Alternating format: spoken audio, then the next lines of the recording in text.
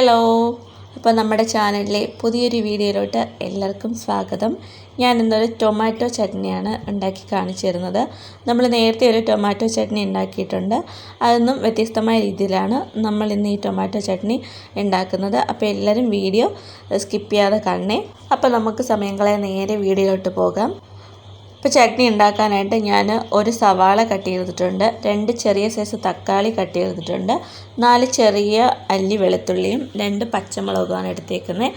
പച്ചമുളകിന് പകരം നിങ്ങൾക്ക് വറ്റൽമുളക് എടുക്കാം, പക്ഷേ ഇതൊരു വെറൈറ്റി രീതിയിൽ ഉണ്ടാക്കുന്നതുകൊണ്ട് ഇതിൻ്റെ ടേസ്റ്റ് തന്നെ പച്ചമുളക് വെച്ച് ചെയ്യുമ്പോഴാണ് കറക്റ്റ് ആ ഒരു ടേസ്റ്റ് കിട്ടുന്നത്.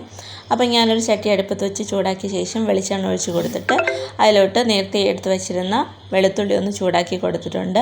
അതൊന്ന് ചെറുതായിട്ടൊന്ന് മൂത്ത് വന്ന ശേഷം സവാള ഞാൻ ഇട്ട് കൊടുത്തിട്ട് വഴറ്റുന്നുണ്ട്.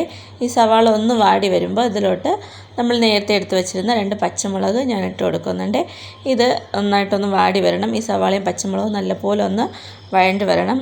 ഇപ്പോൾ ഇതാ നമ്മുടെ സവാളയും പച്ചമുളകൊക്കെ നന്നായിട്ട് വഴണ്ട് വന്നിട്ടുണ്ട്.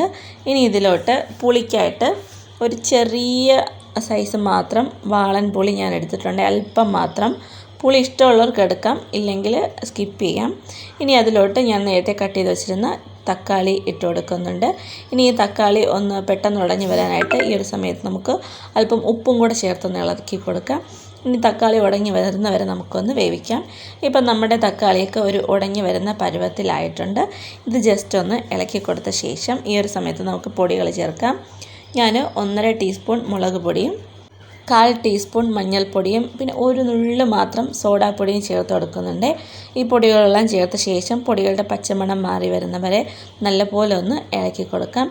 ഇപ്പോൾ നമ്മുടെ പൊടികളുടെ പച്ചമണമൊക്കെ ഒന്ന് മാറി വന്നിട്ടുണ്ട്. ഇനി ആ ഒരു ചൂടോട് തന്നെ ഞാൻ ജാറിലിട്ടൊന്ന് അരച്ചെടുക്കുകയാണ്. ഇതിട്ട് കൊടുത്ത ശേഷം ഞാൻ അല്പം തണുത്ത വെള്ളം ഒന്ന് ഒഴിച്ചിട്ടാണ് അരച്ചെടുക്കുന്നത്. അപ്പോൾ തന്നെ ഞാൻ നന്നായിട്ട് അരച്ചെടുത്ത് വന്നിട്ടുണ്ട്. ഇനി ഞാനൊരു ചട്ടി അടുപ്പത്ത് വെച്ച് ചൂടാക്കിയ ശേഷം നമ്മൾ നേരത്തെ ഉണ്ടാക്കിയ അതേ സെയിം ചട്ടിയാണ് അടുപ്പത്ത് വെച്ച് ചൂടാക്കിയ ശേഷം വെളിച്ചെണ്ണ ഒഴിച്ച് കൊടുത്തിട്ട് കടുക് പൊട്ടിച്ചിട്ടുണ്ട്. അതിലോട്ട് 2 പച്ചമുളകും അല്പം കറിവേപ്പില ഇട്ട് ഒന്ന് മൂപ്പിക്കുന്നുണ്ട്. ഈ പച്ചമുളകിൻ്റെ സ്ഥാനത്ത് നിങ്ങൾക്ക് വറ്റൽമുളക് ചേർക്കാം. ഞാൻ പച്ചമുളകാണ് എടുക്കുന്നത്, എന്നാലാണ് കറക്റ്റ് ആ ഒരു ടേസ്റ്റ് കിട്ടത്തുള്ളൂ. ഇനി നമ്മൾ നേരത്തെ അരച്ച് വെച്ചിരുന്ന ആ ഒരു തക്കാളി ഇതിലോട്ട് ചേർത്ത് കൊടുക്കുന്നുണ്ട്. അത് ചേർത്ത ശേഷം നന്നായിട്ട് ഞാൻ ഇളക്കി കൊടുക്കുന്നുണ്ട്. ഇനി അല്പം കൂടി ഉപ്പിൻ്റെ ആവശ്യം ഉണ്ടായിരുന്നു, അപ്പം ഞാൻ ഈ ഒരു സമയത്ത് ഉപ്പ് ചേർത്ത് കൊടുത്തിട്ടുണ്ട്. ഇനി നമുക്ക് ഈ പുളിയും ഉപ്പും ഒന്ന് ബാലൻസ് ചെയ്യാനായിട്ട് അല്പം പഞ്ചസാര ചേർത്ത് കൊടുക്കുന്നുണ്ട്.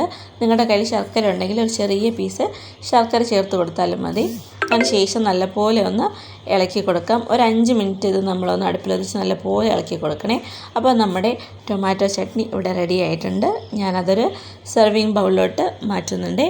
അപ്പോൾ നല്ല ടേസ്റ്റാണ് ഈ ഒരു ടൊമാറ്റോ ചട്നി. ദോശയുടെയും ഇഡ്ഡലിയുടെയും ഒക്കെ കൂടെ കഴിക്കാൻ അടിപൊളി കോമ്പിനേഷനാണ് കേട്ടോ ഈ ഒരു ചട്നി. അപ്പോൾ എല്ലാവരും മറക്കാതെ ഈ റെസിപ്പി ഒന്ന് ട്രൈ ചെയ്ത് നോക്കണം. വീഡിയോ ഇഷ്ടപ്പെട്ടാൽ ലൈക്ക് ചെയ്യാനും ഷെയർ ചെയ്യാനും കമൻറ്റ് ചെയ്യാനും മറക്കരുത്. അതേപോലെ തന്നെ ഈ ചാനൽ സബ്സ്ക്രൈബ് ചെയ്യാതെ ആരെങ്കിലും കാണുന്നുണ്ടെങ്കിൽ ദയവായി ചാനൽ ഒന്ന് സബ്സ്ക്രൈബ് ചെയ്തേക്കണേ.